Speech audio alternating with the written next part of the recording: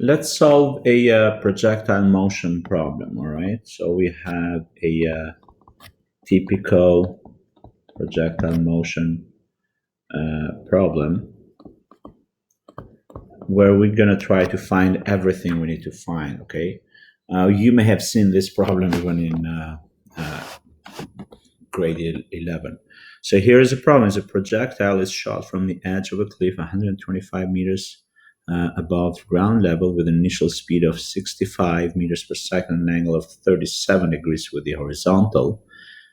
Determine the time taken by the projectile to hit point P at ground level. Determine the range X of the projectile is measured from the base of the cliff, and that at the instant before, just before it hits point P, we have to find horizontal and vertical component of its velocity, the magnitude, and the angle it makes with the horizontal. And we want to find the maximum height above the cliff top reached by the projectile. All right. So we have to find a lot of information. So first, let's, as always, I say let's visualize. So we draw a diagram. So I have a cliff, and at the base of the cliff, I have some ground there. We have a projectile at the top of the cliff that is being shot at an angle, right, theta I, with some initial velocity. So far, what I'm putting there is given. Actually, let's put the numbers. So this is 65 meters per second. This is 37 degrees. The height is 125 meters. And the projectile will go into a projectile motion and eventually will hit the ground at point P, says there, right? This distance here on the problem, they call it X, all right? That's all the given information. What else do we know? Well, we know it's a projectile motion, right? So we know that we have some downward acceleration. Okay, what does that 125 meters entitle us to know? Well, it's sort of a vertical displacement, the overall vertical displacement, right? This point here, let's call this T, that's the highest point, right? So we need to find how far up did the projectile go. And so also this we need to find, and we need to find that final velocity, right? So we need to find these things here. Okay, since we're going to deal with vectors, we need a frame of reference.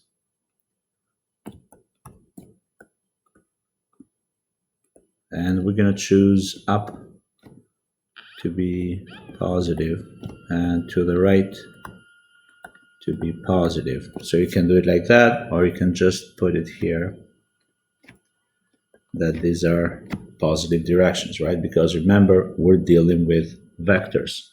So whatever vectors we have here, we have to break them into components, right? Including the initial velocity. So let's start. Let's see what is given to us. So we have, well, let's put the points here. This is point 1, this is point 2, and this is point 3. Those are the 3 points of interest in our projectile motion. All right.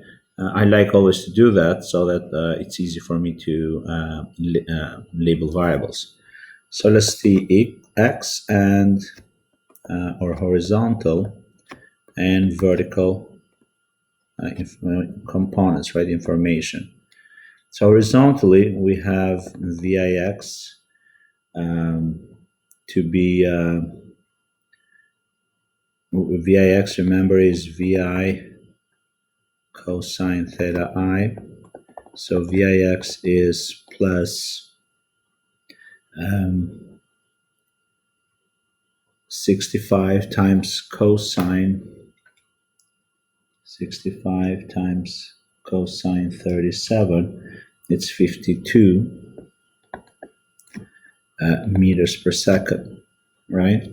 The same thing with VIY, which is VI sine theta I. So VIY is again 65 sine 37, and that is 39 meters per second. Sorry. I use the angle 37 a lot because it's a 345 triangle, but that's beside the point. You still use the calculator. What else do we know? In terms of x, that's all we know.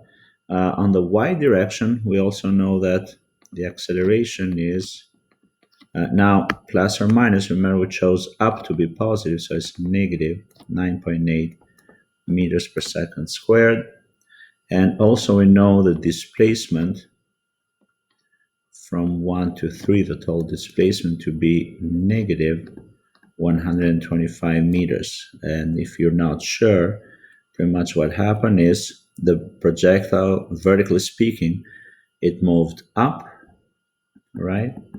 And then it came all the way down. So if somebody was looking from this point of view here, that's all that they would see, right? So the whole displacement is actually just 125 meters downward, right? So that's why it's negative 125. So notice what we have here: 1, 2, 3 pieces of information. So which means from the y component point of view, we can find everything. There is also one information that we may need it at the end, that the Vy at point 2 is, or V2y, whatever you want to call it. Actually, let's do that. V2y is 0 meters per second, right? This is a velocity at the top, at point T, at the top of the projectile motion, path of the projectile motion. All right, so here you go. Now we write what is it we need to find. Well, we need to find the time. So it looks like the time, it's easier to find it here, right? We need to find the range, right? We need to find VFY. We need to find VFX. We need to find VF, the speed, the impact, speed, and we need to find the angle, right? At what angle is the projectile aiming right before hitting the ground?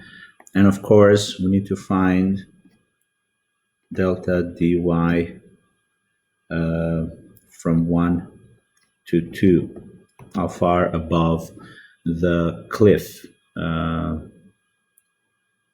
does the projectile go. All right, so there you go. Here are all the informations that we need to find. So let's start with time. So for time, we can use any of the equations for the vertical component. Since we know initial velocity, acceleration, and displacement, we're going to use that equation, delta dy equal to VIY times delta t plus half of acceleration in the y direction, which is g times delta d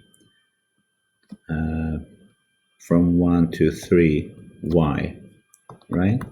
And we're going to solve for t. Okay, it's a quadratic equation.